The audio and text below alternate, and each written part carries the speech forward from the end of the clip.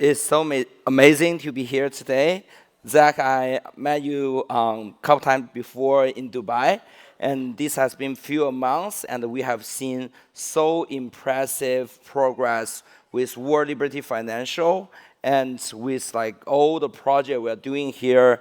Congratulations, actually. And I just want to say we have been went through the amazing journey. And what's the next? Yeah, first of all, I just got to thank you for the support, Justin. TRON is just an incredible technology, and we're lucky to be partners with you and a bunch of other cool projects like yourself, but you've been a leading force in our space, and we thank you for that. Totally. And we have paid all the attention recently to World Liberty Financial. The project really got lots of updates, and recently just like hitting $2 billion market cap, which is amazing, And we just want to know a little bit more about the project and how it's gonna go. I think in the future, in your mind. Yeah, I mean, listen, World Liberty was really started when we started to look at the gaps that existed in the traditional financial system. There's really too many to obviously name on stage today, but I'll highlight a couple. The first is a lack of transparency. I think a lot of these big banks, they're very opaque. No one knows what's going on inside of them. They only work for a few people at the top.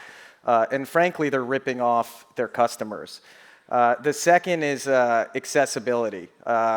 We have 1.4 billion unbanked citizens in this world, which is a pretty stunning number, right? 1.4 billion people without the access to financial tools. And then the third was really an inefficiency in cross-border payments. Myself, as well as my co-founders who are here today, Chase Hero and Zach Folkman, we've been traveling the world and meeting with governments, some of whom are paying up to 9% to get their hands on USD. And that's just unacceptable to us. As for the $2 billion, we are excited to announce today that USD1 has been selected as the official stablecoin to close MGX's $2 billion investment in Binance. Wow. We thank MGX and Binance for their trust in us, and I think it's only the beginning. Yes, totally. Eric, you have once said like the modern financial system isn't modern at all, right? We have seen like long time like this kind of the cancel culture in the traditional financial system.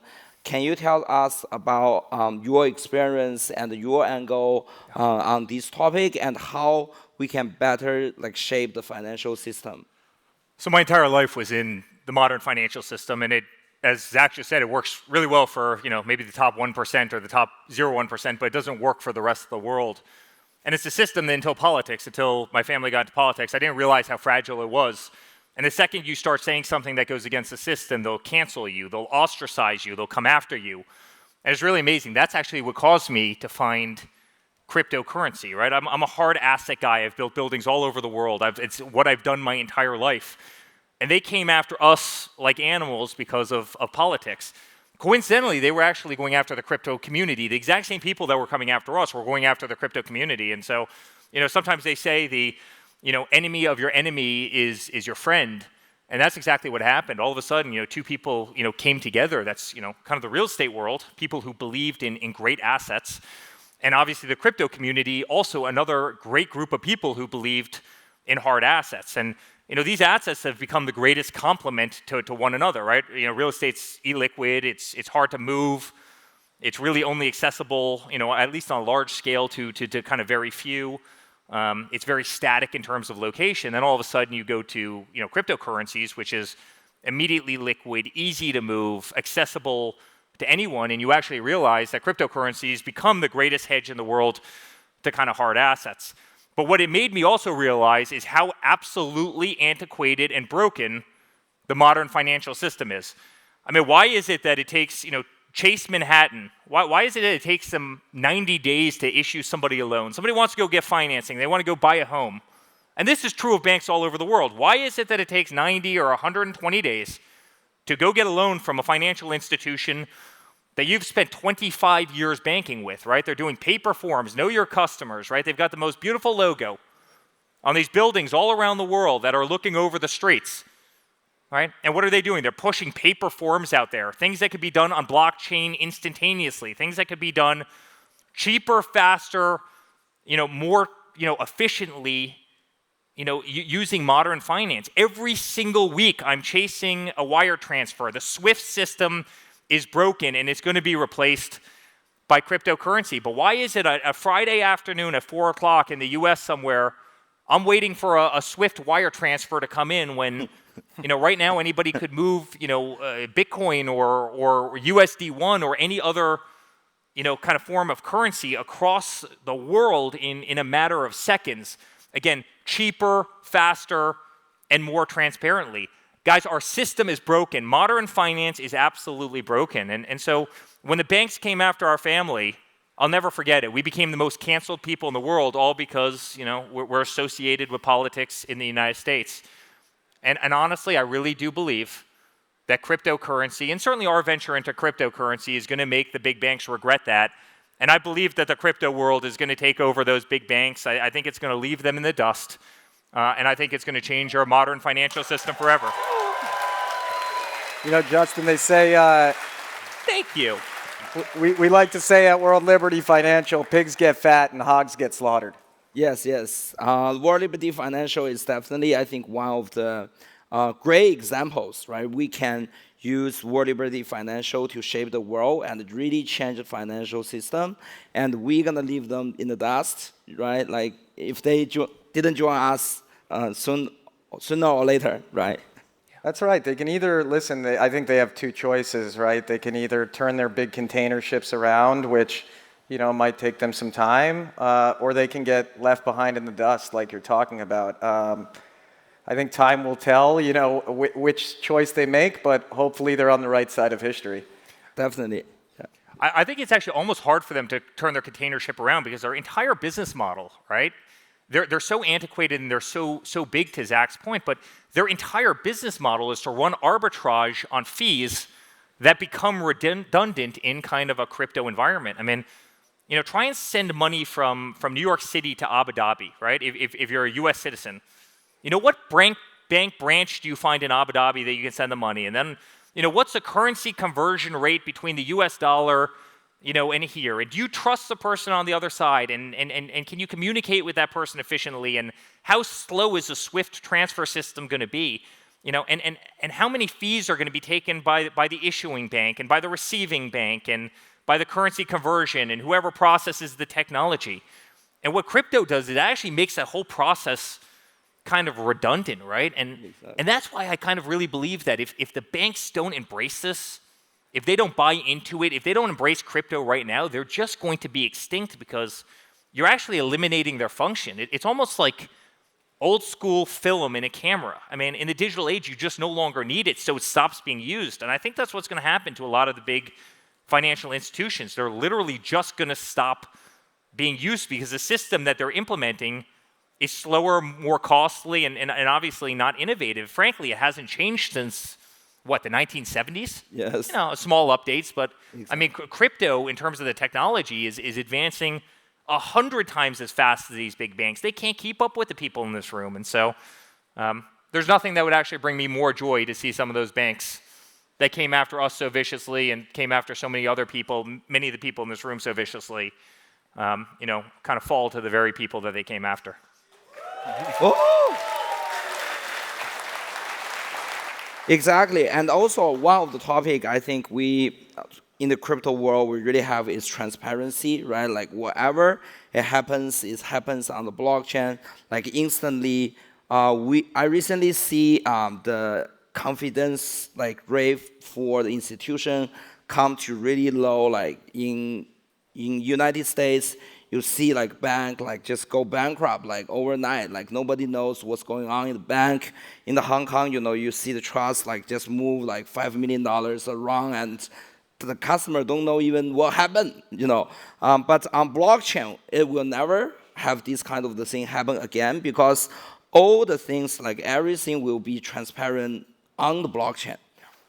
Yeah, and I think that's a great point, Justin. Not only do we want to create a product in our stablecoin USD1 that can be sent across borders in a very seamless way, but transparency and frankly consumer safety is paramount, right?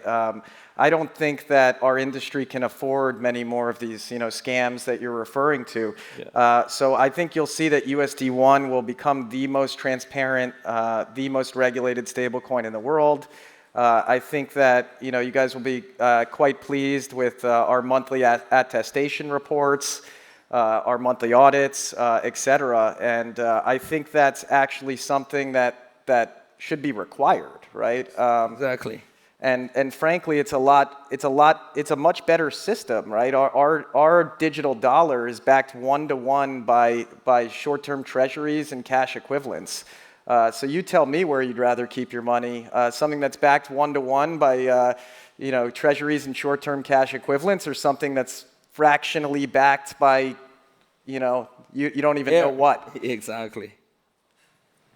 And Eric, everybody has to be very familiar with your family and your business, but they don't know actually you are very committed to financial freedom.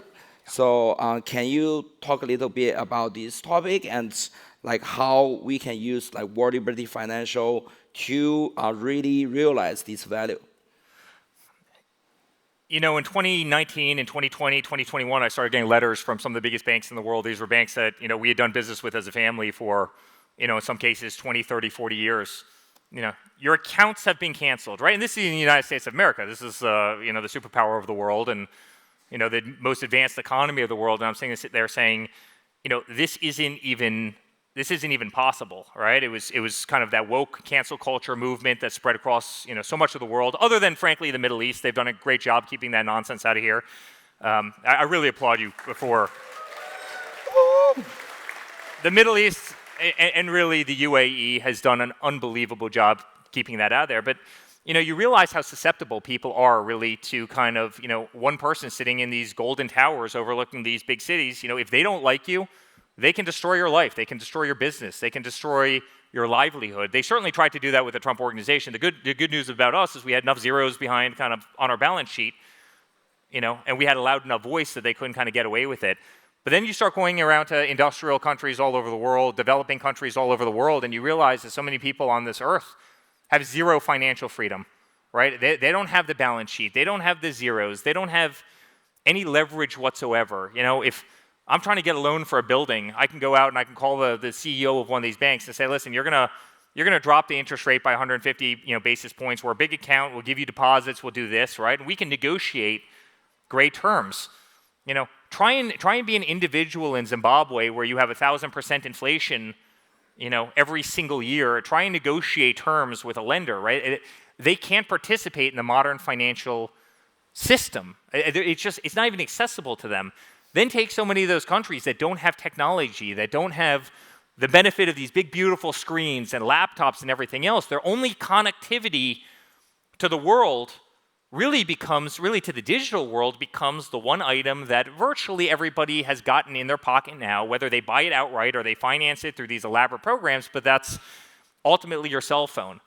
And so you combine your phone, technology that you have in your pocket, with giving people an even playing field around the world to be able to buy, to be able to invest, to be able to put their money into USD1 backed by 1-to-1 US treasuries, versus trying to put their money into some currency in Zimbabwe or some currency in, some nation that's either plagued by wars or famine or corruption or, you name it, right? That gives people financial freedom, the likes of what they've never seen before. I don't think you've had this kind of competitive advantage for everybody in the world, really maybe since the advent of the internet, which for the first time kind of made knowledge as attainable to somebody who's poor as to somebody who's uber wealthy, right? Before they had to rely on libraries going into that, which people didn't otherwise have. All of a sudden, the internet kind of brought an even playing field to the entire globe. What crypto really does is bring an even playing field to the globe. If you don't have access to Jamie Dimon, if you don't have access to the biggest financial institutions, Congratulations, you have your phone, and you can invest in Justin. Yeah. And that might be investing in Justin for $10 or $100 or $1,000 or $1 million or $100 million. You can buy USD1, and so you're no longer at the mercy of a government that you might not trust or a currency you might not trust. And that's a beautiful thing for humanity, and that's why we're so incredibly proud of USD1 and what we're doing. And let me just say one other thing. The U.S. currency, like it or not, because there's so many international people in this room, it is really revered. It's what people want all around the world. You go to South America, guess what they want? Guess what they trade in? They trade in the U.S. dollar. If you go to so many places in Asia, guess what they want? They want the U.S. dollar. In fact, you have so many countries around the world that will do anything possible to make sure that people can't abandon their own country's currencies because they know that kind of the plight will be to the U.S. dollar because it's safer, it's more stable, it's more accessible, it's more tradable. And so to take that format and digitize it and really bring it around the world and make it incredibly safe, I mean, the explosive growth that we're seeing at WLF is exactly that model. But again, it gives so many people financial freedom that they could have never comprehended before.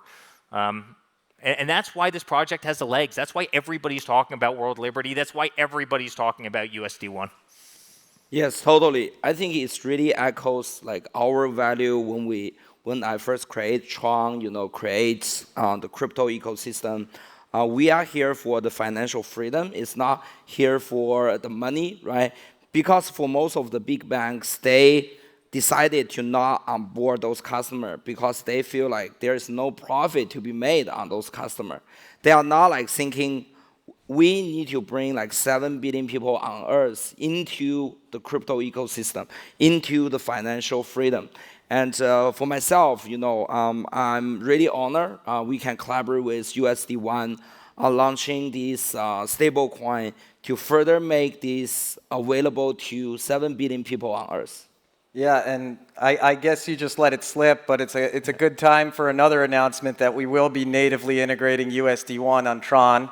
We're very excited about that. We should be minting, in the hundreds of millions of dollars to start, and I expect it to reach many billions of market cap very shortly.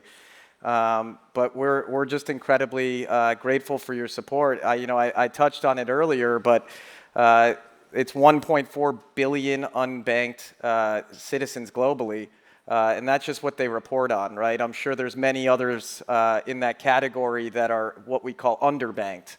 And our goal at World Liberty is really to democratize access to the financial system and really bridge DeFi with traditional finance. I think we'll wake up in a world in 4 or 5 years where the two things will kind of just merge, right? I think that you'll see DeFi and traditional finance just sort of come together in a way that they can't ever really be untwined again. Exactly. And also, for this question for Zach, I think the United States, under the new administration, has doing everything they can to make crypto be very competitive and a great environment for the crypto industry. What do you think they should do more? And of course, with the help of World Liberty Financial to really shape the future for United States here. Yeah, I mean, Eric touched on it earlier. I think we really need to take a page out of His Highness's and the Emirates book. They are just an amazing example of how you can lead with innovation while also maintaining your family values, your cultural values. It's really just, I mean, everyone here knows, you guys have been here all week. This is just one incredible country. One of the most innovative, if not the most innovative country on planet Earth today. So I think it starts with really taking a page out of the book of those who have done it very successfully, which of course starts with United Arab Emirates. And listen, I think it's a matter of you got to move very fast. You got to make quick decisions, which they're able to do here. But you also have to protect the consumer in a reasonable way that doesn't stifle innovation. And so I think if we can do those things, the sky is the limit. Yeah, I think that's really it. That's definitely. This question is for Eric. you have been in Dubai for so many times, and I think you have seen these cities grow from like zero to what we have today. And for myself, actually, when I first attend Token 2049, it's not like this scale, right? But today we have seen like so many people come here. It's become like one of the center of the crypto hub. And what's your opinion on that? Yeah. So I've been very fortunate to be coming to Dubai and Abu Dhabi and the UAE for 20 years. I think my first trip over here was in 2006. So I saw it before the city became this, always looking at real estate. I started working here in 2011, 2012, built an unbelievable golf course, which has become one of the most popular.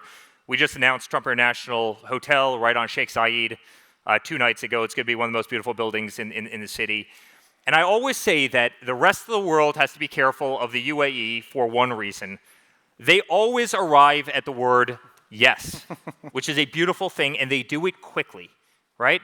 I mean, I can't tell you guys, I work all over the world. You know, Europe has become a lost cause. It really has, and that hurts my feelings to say, but they are impossible to deal with, and it is impossible to get them to the word yes. If I'm building a great golf course somewhere,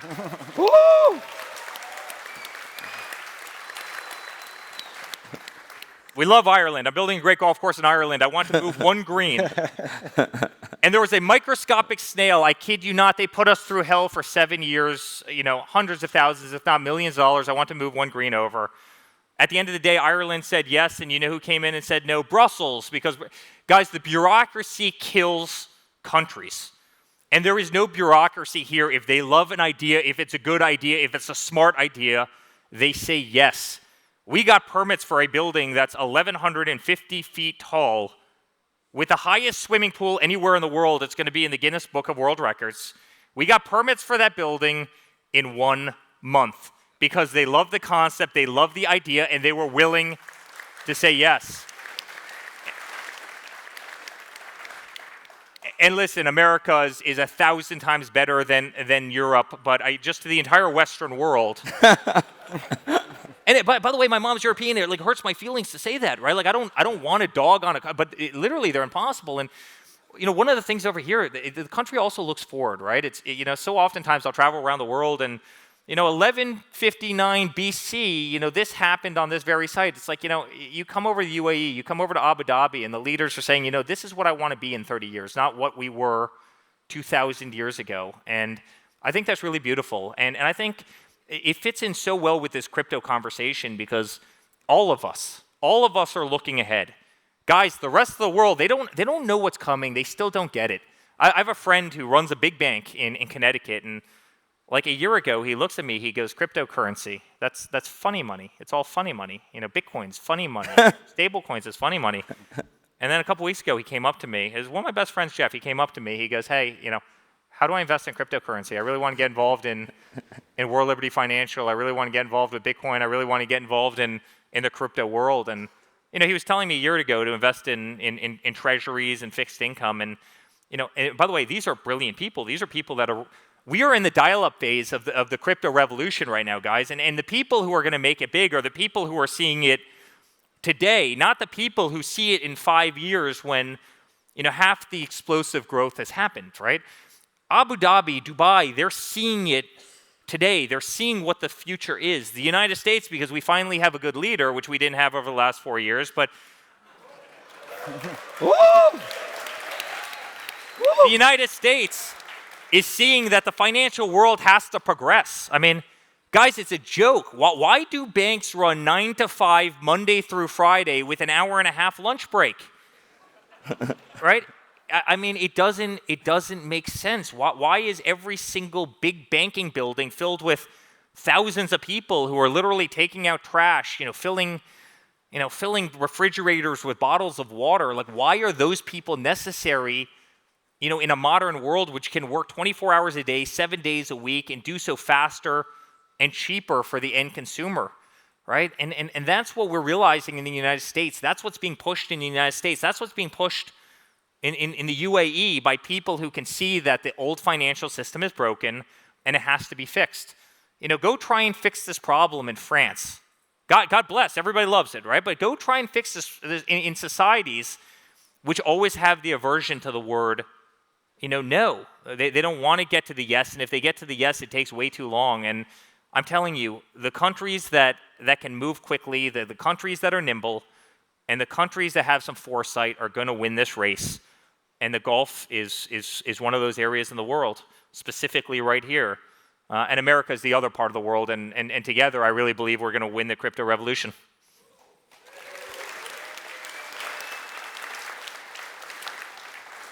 Definitely, even for myself, I visit Dubai like so many times. With your story, I decided to move here more. Not rather just be in the conference, but like live there, like feel the culture, feel the people. I have my Dubai ID card like last year.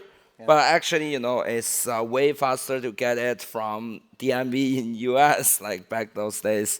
And also, I'm totally on board. I want to visit the United States in May and to really see the huge difference happen like 100 days like after the new administration take over, and it's really changed US in a good way. No doubt about it. Like Eric was saying, the president is just a tremendous leader.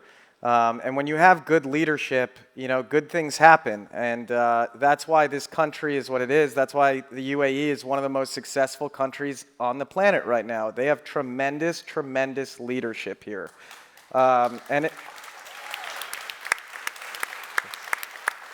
And they have some of the happiest citizens in the world. You walk the streets here and you talk to anyone who lives here, they don't want to leave. You talk to people who have moved here from other places and they tell me, I can't get my wife to leave and go on vacation. She loves it here so much. And the reason is really leadership, right? And they're leading the way on crypto, they're leading the way on AI, they're leading the way on robotics. I think USD1 is going to play a very critical part of this new digital world that we're moving into. Definitely. So to wrap this up, this for Zach first and then Eric, what do you have other ideas want to share with the audience and for cryptocurrency and for the financial freedom? Yeah, listen, I think we have a lot on the way at World Liberty, so stay tuned. We're working on, a lot of different DeFi integrations right now. We do aim to be the, the preferred stablecoin in the DeFi and the CeFi ecosystem. But we're also working really hard, myself, my co-founders, Zach and Chase, that I mentioned before. Eric and his brother, we're working really hard on, getting integrations into traditional retail point of sale systems. I don't think our mission is really going to be complete until you can walk into, the Four Seasons in Abu Dhabi and swipe your debit card using USD1. Or go to your local deli in New York to buy an egg sandwich using your debit card that has USD1 on it. So that's really our goal. I don't think we're too far away.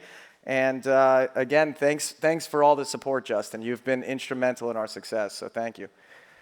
Great honor. Great honor.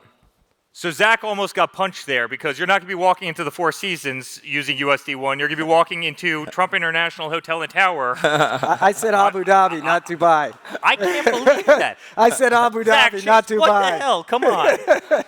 By the way, it's Dubai, Trump Tower. We've got the greatest team in the world. This guy has become one of our closest friends. And Zach and Chase, come up here, guys, and Scott. You guys have to come up here. Scott, get up. These guys work so hard every single day, and they are some of the smartest people in the business. And guys, we are so passionate about this mission. I can't even tell you. You can probably hear it in my heart and soul. A lot of it came out of life experiences, right, where this kind of fixes a problem. A lot of it comes out of practicality. A lot of it comes out of just seeing a system that's broken that can be done so much better. And we're going to transform the financial world. We have a team, this team, and a lot of other people who work 24/7. To really modernize this world. And the entire industry has to just embrace two things. The industry has to self-police itself because this industry cannot afford to have scumbags and scam projects in it. It just can't happen. And this industry has to do one other thing. It has to embrace hospitality, right? Kind of what I do on the real estate side every single day, which is it has to make the user experience friendly. The first time that these guys brought me through DeFi, it was an absolute disaster, right? You're trying to link, you're trying to link your wallets to Aave and MetaMask and this and that, and you're trying to fund it with gas fees and all this nonsense, right? And you're trying to loop and swap, and it's not intuitive at all, right? And it wasn't intuitive to a lot of people, and so I think so much of the growth, of what our kind of culture is, what our industry is going to be, is how much hospitality, how user-friendly we can make this world. And the faster we get to that point, the faster we have mass adoption, and the faster we beat the big banking industries who hated all of us, and probably continue to hate all of us. So on behalf of myself, the family, the entire team, thank you to Dubai, thank you to Abu Dhabi, thank you to UAE, thank you to all of you. And thank you for believing in World Liberty Financial. We love you all. Thank you, guys. Love you guys. Thank you Love so you much. guys. Thank you.